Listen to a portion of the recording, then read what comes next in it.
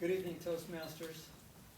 It feels really good to stand up here tonight and say to you, I'm Pete Helzer. I realize there's no thunderous applause, but there's also nobody dialing 911 and nobody's diving under a table. Basically, nobody's getting too worked up about it one way or another, and that's just fine with me because it hasn't always been that way. You see, when I was 15, I decided I would become a famous athlete. That way I would have women coming up to me in the street saying, "Aren't you Pete Helzer?" I'd be able to say, "Yes, I am." Well, I decided to become a famous athlete by picking the sport of wrestling, which is a little bit like trying to become a famous salesman by picking a product like paper clips or milk bones. You can get really good at it and nobody's going to pay very much attention. Well, I had dreams, or delusions as the case may be, and I worked really hard through high school. Trained really hard, studied hard, and I got out of high school and I had a diploma, I had a couple of trophies, I had lots of enthusiasm. Ergo, I got recruited by every university in the Pac-10. And I picked the University of Oregon. I came here, I worked really hard. At the end of 4 years, I had a degree in special education, a minor in art, a couple more trophies, and a truckload of enthusiasm. Actually, it was a Volkswagen Beetle full of enthusiasm, but it was enthusiasm nonetheless. And my first big break came at age 23, when I got offered a job to coach the wrestling team at the University of Calgary in Alberta, Canada. Well, I didn't know a soul in all of Canada, but I took the job, and it turned out to be a really good job. I was teaching in the public schools during the day, I was coaching in the evenings, I was making decent money, I was meeting friends, I was having a great time. And then the first big test came. That was a big tournament to be held in Vancouver, BC. Well, a conflict arose between my teaching schedule and my coaching schedule. The wrestling team was scheduled to leave at noon on Friday to fly out to Vancouver. I had obligations to teach until 4 o'clock on Friday, and I explained this to my athletic director, and he said, "Pete, no problem, no problem.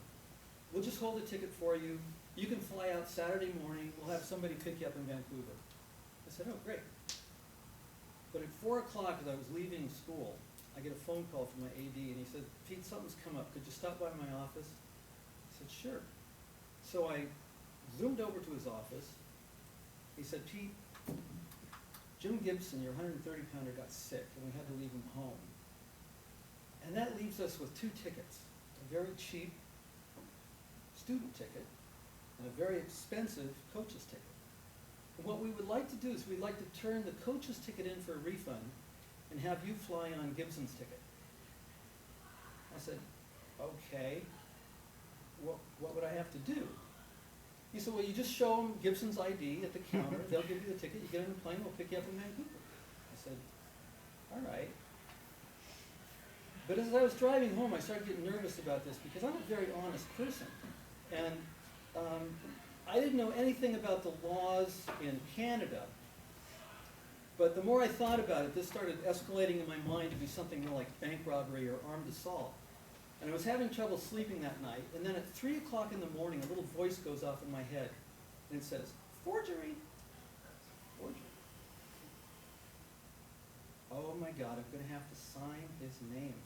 I jumped out of bed, I fumbled around, I found his ID, and I looked at it. And sure enough, there was a signature across the front of it. It says, "James A. Gibson," with a flourish and swirls, and then this dot that kind of hit halfway between the G and the I. I sort of panicked for a minute, and I thought, I got all those art classes, I'll put them to some practical use. And I sat there for 3 hours learning how to forge that name. James A. Gibson. Got the dot right in there. And I got to the airport in the morning, I was nervous as hell, and I'm rehearsing in my mind how to say, "Do you have a ticket for James A. Gibson?" and how to say that naturally. And I get up to the front of the line, and I'm wondering, do they have capital punishment in Canada? I mean, down here they have like, lethal injection and stuff. I'm thinking up there they must have something like a big old microwave or something. And I say to the lady, do you have a ticket for James Gibson? And she said, yeah, just a minute, Mr. Gibson, let me see. And she hands me a form. She said, could you sign here, please? I said, yes, I can. I took the pen, took a deep breath. I looked around the airport. And clear across the airport, I see this little head bopping up over the top of the crowd. It's kind of like a guy in a pogo stick. He's kind of waving and smiling. Boy, that's weird. I don't see anybody else. It's a long line, though. James A. Gibson. And I start to hand her the form, just as this guy grabs my arm, wheels me around, and says, Pete Helzer! Well, I looked him right in the eye and I said, I'm James A. Gibson. He says, no, you're Pete Helzer. And I said, no, I'm Jim Gibson. I'm a student at the University of Calgary. No, I said, you're kidding. I said, no, I'm not kidding. See here how there's a flourish at the middle, a dot between the G and the I? He looks at it and he says, geez, I'm really sorry, Mr. Gibson. I mean, this is really embarrassing, but I went to the University of Oregon and I was a wrestling fan. I used to watch this guy wrestle all the time. God, you look so much like Pete Helzer. It's just amazing. So I don't know what to say. I'm Jim Gibson.